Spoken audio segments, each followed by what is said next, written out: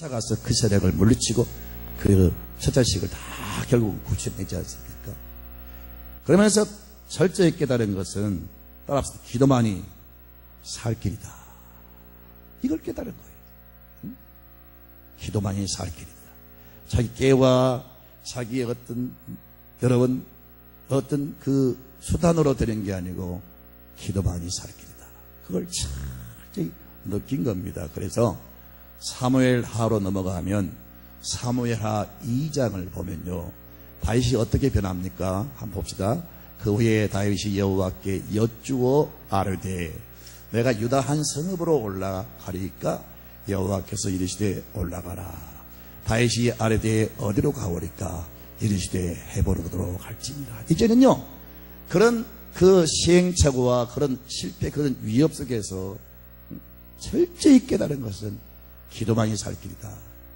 하나님께 엎드려 하나님께 부탁하는 것만이 살 길이다. 이걸 느끼고 이제는 어디 거처를 옮기는 것도 하나님께 지금 묻잖아요. 응? 그 후에 그런 실패를 경험한 후에 다윗이 여호와께 여쭈어 아뢰되 내가 유다 한 성읍으로 올라가리까? 하나님이 올라가라. 어디로 가리까? 헤브론 땅으로 가라.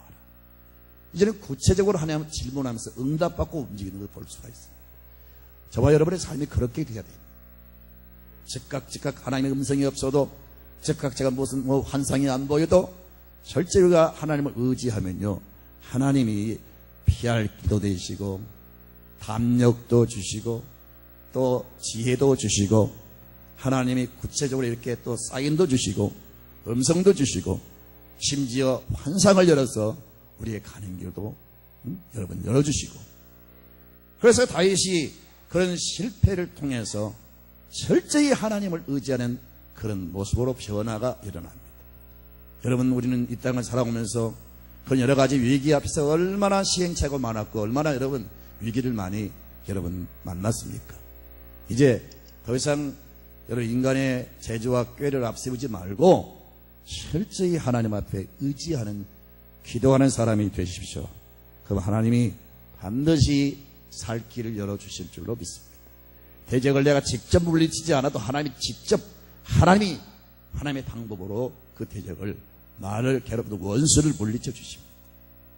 다윗을 통해서 우리는 그걸 배울 수가 있습니다.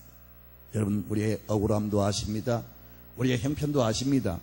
여러분이 악한 사람들에 의해서 피해를 입는 것도 아십니다. 그 모든 억울한 일을 하나님 기도하라 그 말이에요.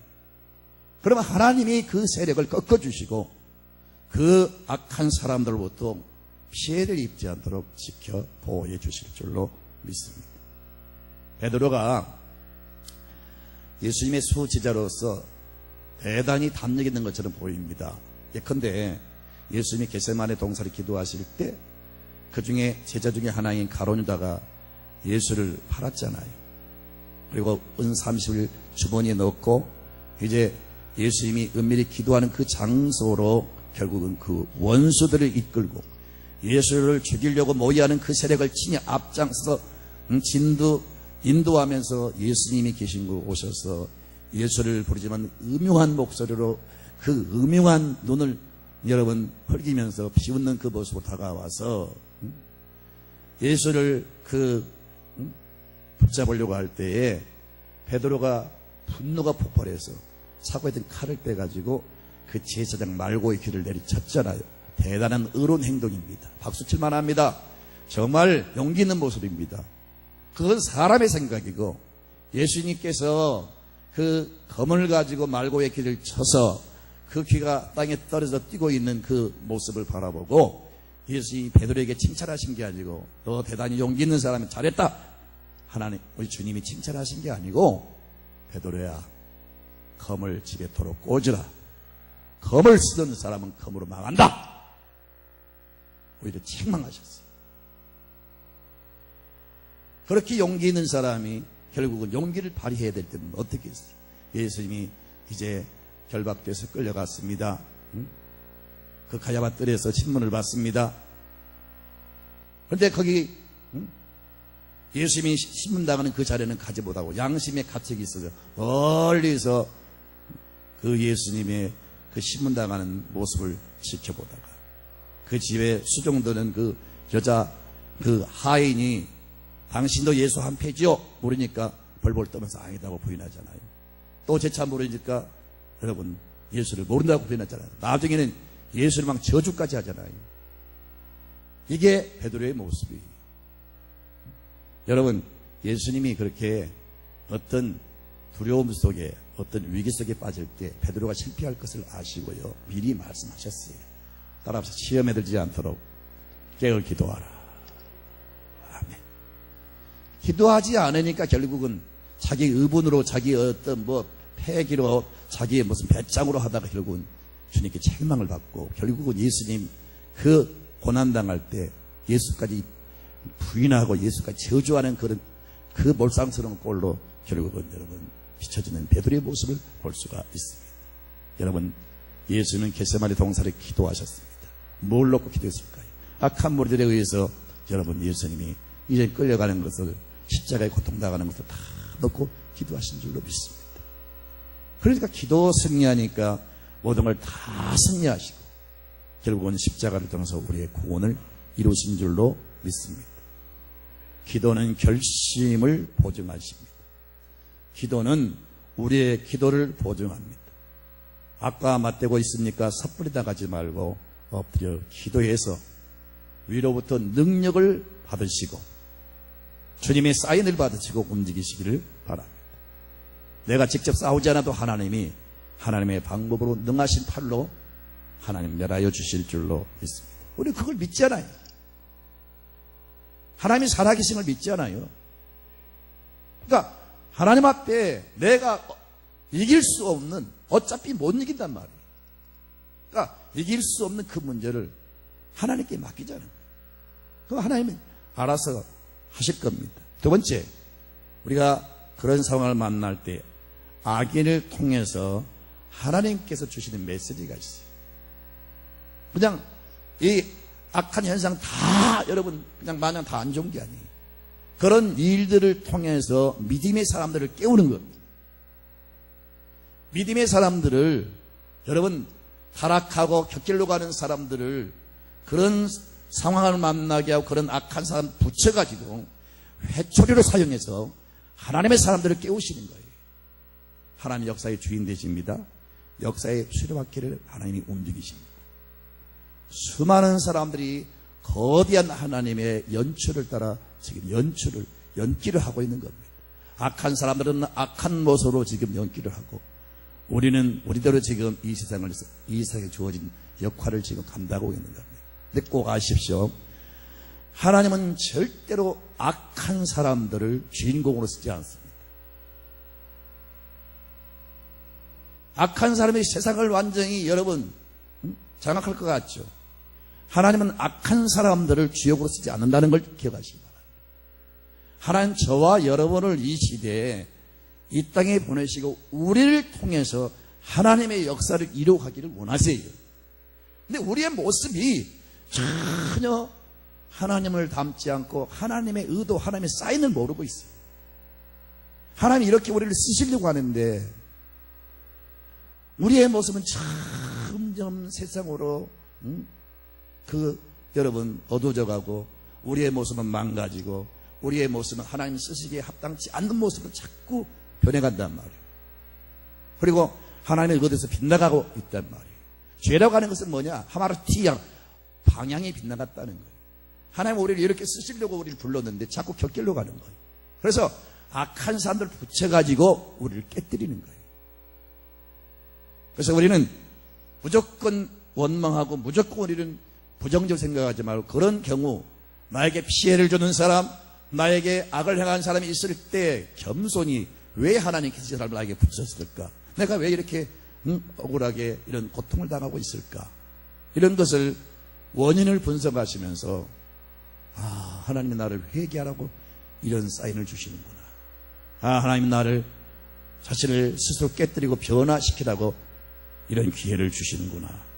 그렇게 생각하면서 하나님 앞에 내가 뭘 잘못했는지, 내가 지금 바르게 살고 있는가, 혹은 하나님의 뜻대로 살고 있는가, 하나님께서 나를 들어 쓰시려고 하실 때 내가 그 쓰임에 합당한 사람으로 지금 내가 참 온전하게 살아가고 있는가, 이런 모습을 돌아보면서 그런 상황을 만났을 때 철저히 회개하고 자신을 깨뜨리고 변화시키는 그런 기회로 삼으시기를 바랍니다. 아멘입니까? 잠언 16장 4절에 여호와께서 온갖 것을 그 쓰임에 적당하게 지으셨나니 악인도 악한 날에 적당하게 하셨느니라. 우리 주변에 악한 사람들이 있는 것, 하나님의 사람들을 깨우기 위해서, 회개시키기 위해서, 변화시키기 위해서, 거듭나게 하기 위해서 그렇게 하신다는 것도 여러분 기억하시기를 바랍니다. 자, 다윗은 이 기도 중에, 고난 중에서 악한 사람의 특성을 분석합니다. 악한 사람들이 여러분 어떤 사람일까요? 2절부터 4절을 볼까요? 2절부터 4절을 보면은, 자, 같이 읽습니다. 악한 자가 교만하여 가련한 자를 심히 압박하오니 그들이 자기가 베푼 꾀에 빠지게 하소서. 악인은 그와 그의 마음의 욕심을 자랑하며 탐욕을 부리는 자는 여호와를 배반하여 멸시하나이다. 악인은 그의 교만한 얼굴로 말하기를 여호와께서 이를 감찰하지 아니하신다 하며 그의 모든 사상에 하나님이 없다 하나이다. 악인의 특징이 뭐냐? 왜 객관적으로 남을 괴롭히고 남을 사기치고 그런 사람도 악한 사람이지만은 악인의 특징은 성경이 뭐라고 말씀합니까? 이 다윗이 깨달은 악인의 특징은요, 저처럼 교만합니다. 교만. 절대 교만하지 마십시오. 자신이 서서히 교만해지면 그 사람은 분명히 몇 년 안 가서 악한 사람 되고 맙니다. 그래서 절대 교만하지 마십시오. 교만은 모든 죄의 뿌리가 됩니다. 거룩한 천사가 타락한 것도 교만 때문에 타락해서 여러분 마귀가 됐습니다. 그리고 이 악한 사람들은 가난한 자, 힘없는 사람을 압제합니다. 압박합니다. 그리고 헛된 이 어떤 소욕, 자신의 탐욕과 소욕에 이끌려서 그 마음의 탐심으로 인하여 이런 것들을 막 자랑합니다. 그리고 하나님이 없다고 하는 사람들입니다. 하나님이 없으니까 자기 멋대로 살아가는 거지. 근데 왜 이런 사람을 붙이란 말이에요? 다시 말씀드리면 우리를 변화시키시려고. 아멘입니까? 사실 야곱이라는 사람을 하나님이 지극히 사랑하셨죠. 그를 이 땅에 보내시기 전에 이미 하나님 계획을 하셨습니다. 하나님이 야곱을 통해서 큰 역사를 이루시려고 이미 하나님은 계획하셨어요. 그런데 그 하나님의 역사를 이루기 위해서 이 땅에 보내심을 입은 야곱은 형편없는 모습입니다. 얼마나 간사하고 얼마나 교활하고 야비하고 사기치고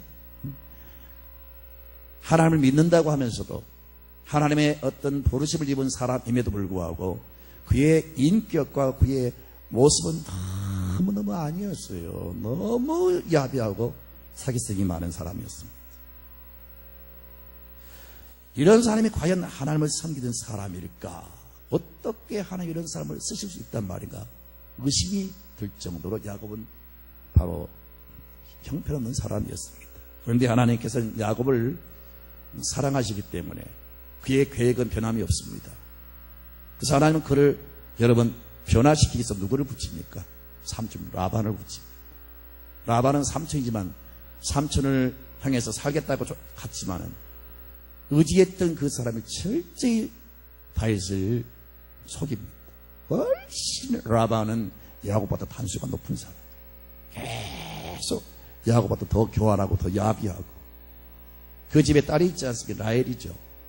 야곱이 라헬을 사랑한다는 걸 알고 그걸 빌미로 해서 네가 내 딸 라헬을 사랑한다는 내 집에서 7년 동안 봉사해라. 그래서 그 빌미로 야곱을 자기 집에 한 푼도 싹쓸 주지 않고 모습으로 일을 시켜요. 7년이 됐습니다. 7년 지나니까 우리 집안에는 언니를 제치고 동생을 먼저 주는 법이 없다 해가지고 라헬을 안 주고 누구를 줍니까?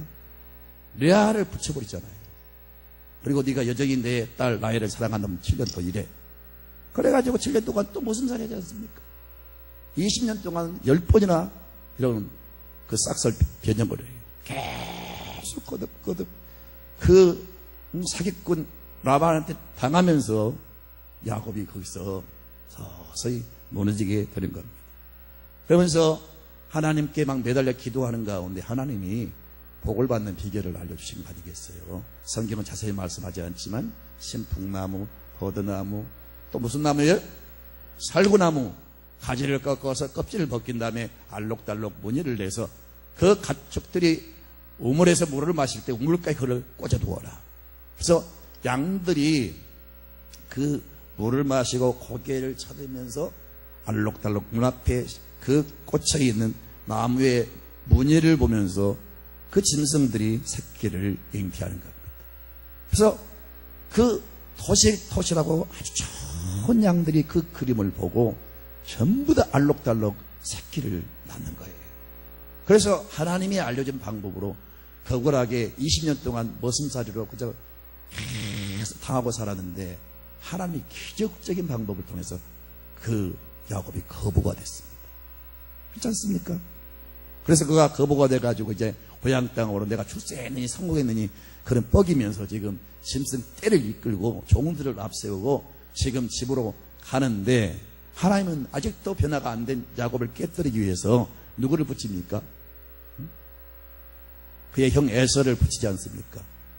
에서가 그 소식을 듣고 당장 지금 자기 집에서 평생토록 그 자기의 축복을 가로챈 야곱을 죽이기 위해서 집에서 사설콘대를 그 훈련시켜서 가지고 있었단 말이에요. 데리고 있었단 말이에요. 야곱이 온다는 그 금이환양 성공에서 돌아오는 그 야곱을 향해서 지금 당장 일어나서 쏜사가 달려갑니다.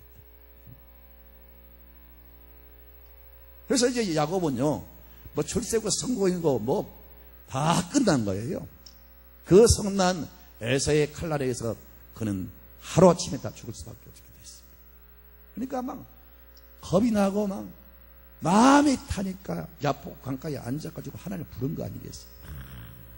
하나님 부르니까 하나님 천사를 보내서 야곱이 움직이지 못하도록 그 인간의 수단과 방법을 상징하는 인간의 꾀를 상징하는 인간의 힘을 상징하는 이 환도뼈를 내쳐가지고 완전히 위고를 시켜서 꼴짝을 못하게 만듭니다. 그러면서 완전히 그 야곱의 근성을 거기 깨뜨려 버리는 거예요. 그러면서 깨뜨린 다음에 너의 이름이 무엇이냐? 예, 제 이름은 야곱입니다. 다시는 야곱이라 부르지 말고 이스라엘이라 불러라. 야곱은 이름이 안 좋습니다. 남을 밀쳐내고 대신 더 앉은 자. 그동안 살아왔던 모습 그대로 사기꾼 혹은 아주 여러분 악한 사람 비명사 못된 사람의 이름 아닙니까? 그런데 하나님은 이제는 다시는 야곱이라 부르지 말아라. 이스라엘이라 하라. 하나님과 겨루어서 이겼다. 하나님 책임진다. 그래서 그가 변화가 일어나니까 하나님이 그 위기에서 어떻게 하십니까? 야복 강가에서 하나님께 매달린 기도를 안 했다면요, 여지없이 야곱은 형 에서의 그 군대에 붙들려서 다 끝나는 거 아니겠어요? 근데 하나님께 기도하니까 하나님이 에서의 마음을 녹여버린 겁니다. 야곱을 죽이려고 칼을 갈았던 그 분노의 마음을 싹 녹여버리는 거예요. 그 야곱을 만나는 순간에 끌어안고 막 울지 않아요. 내가 너의 길을 인도하리라. 오히려 막 그 광야에서 그의 길을 인도하는 자가 되겠다고 자원하지 않아요. 이렇게 여러분, 내가 할 수 없는 그런 세력들, 대항할 수 없는 그런, 내가 감당할 수 없는 그런 상황 앞에서 야곱처럼 바싹 엎드려 기도하자는 거예요. 그럼 하나님이 해결해 주신다는 거예요. 아멘입니까? 하나님은 그 에서나 아론을 뭡니까? 에서나 그 라반을 통해서 야곱을 변화시킨 거예요. 그러니까 여러분, 크고 작은 환난과 어려움을 당할 때, 또 여러분 억울하게 그런 악한 사람 만났을 때 자신이 뭐가 잘못된 것인지, 내가 하나님 앞에 뭐가 고쳐야 될 것인지 그걸 깨닫고 회개하고 하나님 앞에 자신을 변화시켜 나가시기를 바랍니다. 야곱 같은 근성이 사라지고 이스라엘이 되시기를 축원합니다. 아멘입니다. 내가 변화되면 하나님 역사하셔요. 내가 변화가 되면 그런 모든 세력은 저절로 없어지는 겁니다. 여러분, 2000년 기독교 역사 가운데 핍박이 얼마나 강했습니까? 그런 폐역한 세상에서 기독교를 거룩한 그 공동체로 계속 세워나가기 위해서는 거룩한 무리가 필요했습니다. 근데 환난과 그 엄청난 고난을 붙여가지고 그 성도들로 하여금 그 고난 속에서 하나님을 향해서 기도하게 하시고, 기도하면서 그들이 변화가 일어나고, 기도하면서 그들이 거룩한 사람들로 여러분 하나님께 붙들려 기독교 역사를 세워 나온 겁니다. 그래서 기독교는요, 오히려 배부르고 등 따뜻할 때가 위기입니다. 잘 나갈 때가 위기입니다. 고난이 있고 환난이 있고 이렇게 우리를 괴롭히는 사람이 있을 때 오히려 그것이 내게 축복의 디딤돌이 될 수가 있어요. 그런 기회를 통해서 내가 변화되고 깨어지고 하나님을 의지하고 기도하는 사람이 되니까 오히려 이런 어려움들은 기회가 될 수가 있습니다. 그럼 절대로 인생을 살아가면서 그런 억울한 일이 있다 할지라도 너무 그렇게 생각하지 말고 하나님께 돌아서서, 하나님 내가 무엇이 잘못입니까? 내가 어떻게 하오리까? 기도하면 기도를 통해서 역사하시고 여러분을 변화시켜서 여러분을 영적으로 새롭게 하셔서 여러분을 한층 더 성숙한 사람을 만드셔서 하나님의 신령한 은혜와 능력을 붙여서 하나님의 비중 있는 사람으로 업그레이드 시켜가지고 귀한 일꾼들로 들어서실 줄로 믿습니다. 아멘입니다. 여러분, 세 번째는 우리가 그런 일을 당했을 때 이제는 기도만 하지 말고 일어서서 분명히 싸워야 됩니다. 직접 총칼을 가지고 싸우는 게 아니고 악한 사람들이 악으로 대항하면 우리는 선으로 대항해야 됩니다. 그래서 선으로 악을 이기라 그랬어요. 안 믿는 사람들이 볼 때 우리 믿음의 사람의 그 삶의 방법이나 모든 가치관이, 모든 것들이 다 우습게 여길지 몰라도 우리는 그런 거 개의치 말고 우리의 방법으로 일어서서 싸워야 됩니다. 그들이 거짓말로 대항하면 우리는 진실을 말해야 되고, 그들이 어둠에 속한 삶을 살고 우리는 빛에 속한 삶을 살고, 그들이 악한 마법을 동원하면 우리는 선으로 여러분 나아가야 됩니다. 그래서 싸워서 이겨야 됩니다. 그런데 놀라운 사실은요, 빛이 아주 뭡니까 어둠이 칠흑같이 어두워도 빛이 들어오면 싹 사라지게 돼 있어요. 세상에 악한 사람들이 아무리 득세해도요, 우리가 하나님의 말씀과 또 하나님의 은혜로, 하나님의 빛으로, 성령의 기름 부음으로 무장하면요, 그 세력들은 무력화시킬 수가 있어요. 반드시 이길 수가 있습니다. 이걸 믿으시기 바랍니다. 사람들은 그래요. 우리는 기독교인들 이렇게 살면 안 된다는 거예요. 적당히 거짓말도 하고 사기도 치고 그렇게 살아야 세상을 이기는 거지, 이렇게 우리가 진실하게 착하게 이렇게 사는 것은 바보 천치나 하는 짓이지, 이게 무슨 사는 방법? 그건 당신 생각이고요. 여러분, 세상은 진리가 이기게 돼 있어요. 선이 이기게 돼 있어요. 빛이 어둠을 이기게 돼 있어요. 성령이 사탄을 이기게 돼 있어요. 아멘입니까? 왜 거기에 대한 확신이 없습니까? 담대하십시오. 자부심을 가지십시오. 아멘입니까? 우리는 하나님의 방법으로 무장해서 이제 나가야 됩니다. 십자가 군병들이 세계 도처에 나가서, 이 나라 각계각층에 나가서 여러분 거기에서 빛을 발해야 됩니다. 이 말씀은 중요하기 때문에 다시 반복해서 말씀을 드립니다. 너희는 세상의 빛이니 여러분 사람이 등불을 켜서 말 아래 두지 않냐고 등경 위에 두라니 그러므로 모든 집안 사람들에게 비치느니라. 빛의 속성은 숨는 게 아니잖아요. 빛은 드러나야 됩니다. 사람이 등불을 켜서 말 아래 숨겨둡니까? 아니잖아요. 높은 데 올리지 않습니까? 우리가 이제 그리스도인들은 하나님의 빛입니다. 세상에 이 어둠이 판을 치고 악이 판을 치는 세상에 우리는 들어가야 됩니다. 들어가서 중요한 부서를 장악하고 우리가 모든 중심에 들어가야 됩니다. 적극적으로 이제는 우리는 빛을 발하는 삶을 살아야 됩니다. 그럴 때 악이 물러가고 여러분 어둠이 떠나갈 줄로 믿습니다. 왜 두려워하고 왜 여러분 무서워합니까? 당당하게 나가서 싸우십시오. 그럴 때 우리 그리스도인들이 세상을 정복해 나갈 수가 있어요. 아멘.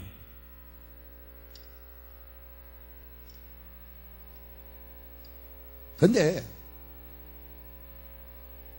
이런 일들은 기도 없이는 불가능합니다. 우리는 많은 이 성도들을 만나면서 목사님 난 앞으로 이렇게 살 겁니다. 막 자신의 꿈을 얘기합니다.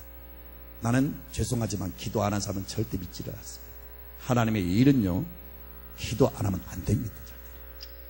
안 돼요.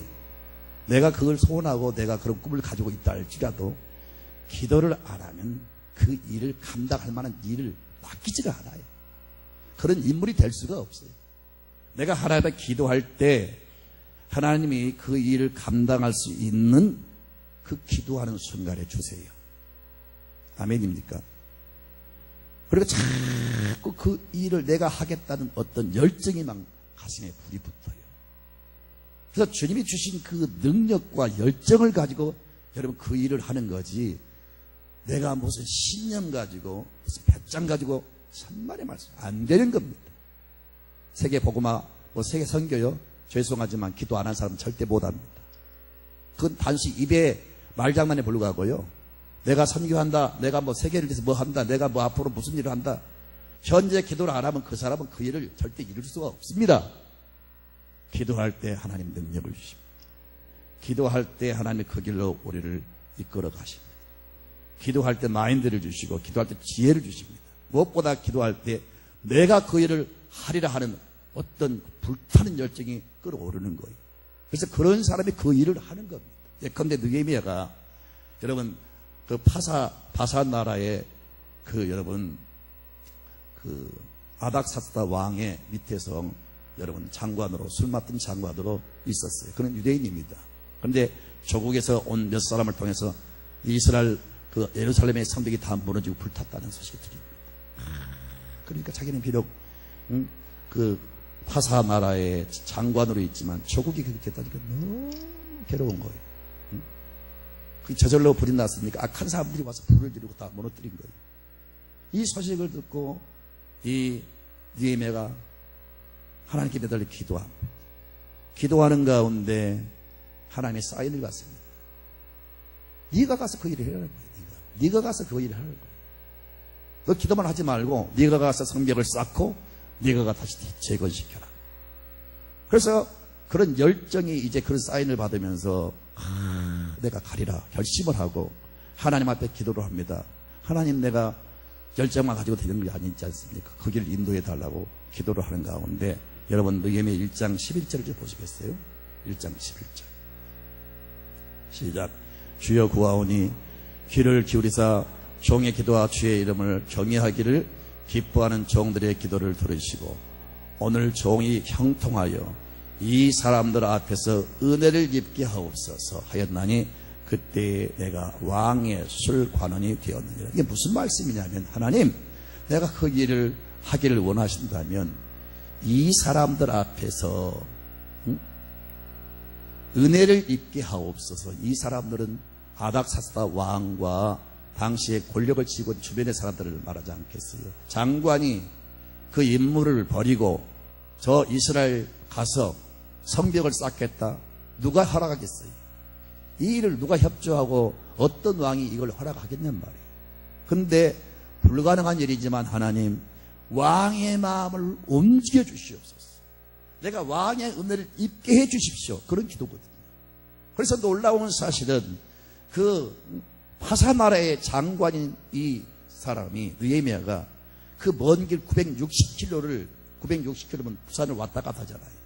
그 먼 거리를 마차를 타고 예루살렘에 들어가서 그 성벽을 다 다시 재건합니다. 바로 이겁니다. 여러분, 처음에는 그런 꿈이 없었어요. 그저 안타까워서 막 기도하다가 하나님이 네가 가서 하라, 사인을 주시는 거예요. 왜 기도가 필요하죠? 여러분, 기도하는 순간에 우리의 자아가 무너지고 내 욕심과 탐욕이 사라지고 내가 하나님 편으로 자꾸 기울어지게 되고요, 내 마음이 자꾸 하나님 마음으로 바꿔지고요, 하나님의 생각이 느껴지고요, 하나님의 사인이 내가 느껴지고요, 점점점 그러면서 내 가슴이 불이 붙게 되고요, 그러면서 거룩한 열정을 가지고 본연이 내가 일어나서 그 일을 하게 되는 거예요. 그러니까 기도 없이는 여러분 괜히 교만한 말 하지 마세요. 내가 앞으로 뭐 하겠다며 건방 떨지 말고요, 여러분 그런 꿈이 있는 사람은 당장 기도하십시오. 하나님이 그 사람으로 하여금 그 일을 이루게 하실 겁니다. 그래서 우리가 이제 그런 능력을 받아서 나가서 이제는 직접 삶의 현장에서 세상에 하나님의 공의를 세우는 사람들, 악을 물리치고 정의로운 사회를 만들어 가도록. 그래서 다윗이 지금 기도하는 이 순간은 너무 지금 안타까운 거예요. 오늘 여러분 집에 가서 읽어보세요. 약한 사람들이 어떤 모습으로 막 여러분 팔을 치는가. 그런 모습들을 바라보면서 하나님이 악한 사람이 저런 모습으로 지금 악을 행하나이다, 하나님이 기도를 하는 거예요. 근데 어느 사이에 다윗이 이제 그런 위기에서 벗어나 자기가 이전에 모든 것을 장악할 수 있는 자리에 올라가지 않습니까? 왕이 되지 않습니까? 그래서 왕이 돼가지고 그 모든 불의를 물리치고 정의로운 나라를 세워가지 않습니까? 결국은 다윗이 통치하는 그 시대가 제일 전성기를 이루었고, 다윗이 통치하는 시대가 제일 공의로운 시대, 하나님이 역사하는 시대가 됐지 않습니까? 그렇습니다, 여러분. 일단 여러분 기도부터 시작하십시오. 그럼 여러분 가운데 능력과 열정을 주실 줄로 믿습니다. 나는 그 영화 쉰들러 리스트를 보면서 많이 울었습니다. 그 내용 가운데 여러분 유대인들이 그 가스실에 끌려가서 처형당하는 그 죽임당하는 장면을 우리가 다 보면서, 여러분 저 유대인들이 막 죽어갈 때 독일 사람이면서 사업을 하는 쉰들러가 그 유대인들을 구하기 위해서 돈을 벌기 위해서 사업을 하는 게 아니라 사업을 해서, 사업을 통해서 자기 수하의 직원으로 채용을 하면서 유대인들을 살리기 위해서 사업을 기행하는 겁니다. 또 한계를 느끼면서 마지막에 그가 고백한 말 가운데, 여러분 내가 조금만 더 열심히 뛰었더라면, 조금만 더 돈을 벌었더라면 한 명의 생명이라도 더 살렸을 것을, 그런 말, 혼자 엎조리는 그 말을 우리가 들으면서 가슴이 찡하잖아요. 아니 예루살렘 가서 쉰들러가 누워있는 그 석관, 그 공원에 석관이 있더라고요. 땅속에 묻힌 게 아니라 돌로 관을 만들어서 뚜껑을 닫고 그 공원이 그 관 석관들이 모여있는 곳에 이렇게 안치가 되어 있어요. 화려한 꽃도 없지만 그 유대인들이 자기 그 조상들이 가스제에 죽어갈 때 그 살려준 그것들을 기리면서, 비록 외국 사람이지만 예루살렘으로 모시고 와서 그 시신을 거기다 앉혀 존경한다고 그 관에다가 막 돌을 이렇게 올려놨더라고요. 가슴이 너무 찡해요. 오늘날 쉰들러가 어디 있습니까? 우리가 이런 사람이 되어야 될 줄로 믿습니다. 사랑하는 성도 여러분, 사람들은 마치 꽃을 피워서 이 화려함을 자랑하는 거죠. 너도 나도 자기의 어떤 부귀 영광을 자랑하고 내가 누군데 과시합니다. 그런데 무화과 나무는 꽃을 피우지 않습니다. 꽃이 없어도, 소리가 없어도 무언중에 과일을 맺습니다. 좋은 열매를 맺습니다.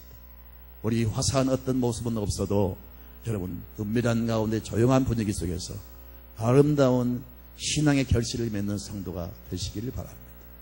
우리가 이 땅을 떠나는 그 순간까지, 아니 주님이 오시는 그날까지 악한 사람들은 계속 득세할 겁니다. 그러나 절대로 여러분 거기에 현혹되지 마십시오. 악한 사람들은 반드시 하나님의 악을 제거할 때가 올 겁니다. 그 예리한 낫에 그 모든 풀들이 쓰러지듯이 악한 사람들은 결국은 하나님 심판하실 겁니다. 그 하나님의 절대 주권을 믿으시고 절대 두려워하거나 낙심하지 말고 우리는 하나님께 그 모든 걸 맡기고 기도해야 됩니다. 두 번째는 우리 자신이 이 시대에 하나님께 쓰임받은 사람이 되기 위해서 어서 빨리 그런 기회를 통해서 깨어지고 변화가 되십시오. 그리고 여러분 계속 기도하면서 열정, 능력을 받고, 그래서 우리가 일어나서 우리가 악을 물리치고 승리하는 정의로운 사회를 만들어가는 그런 믿음의 사람들이 되시기를 주님의 이름으로 축원드립니다.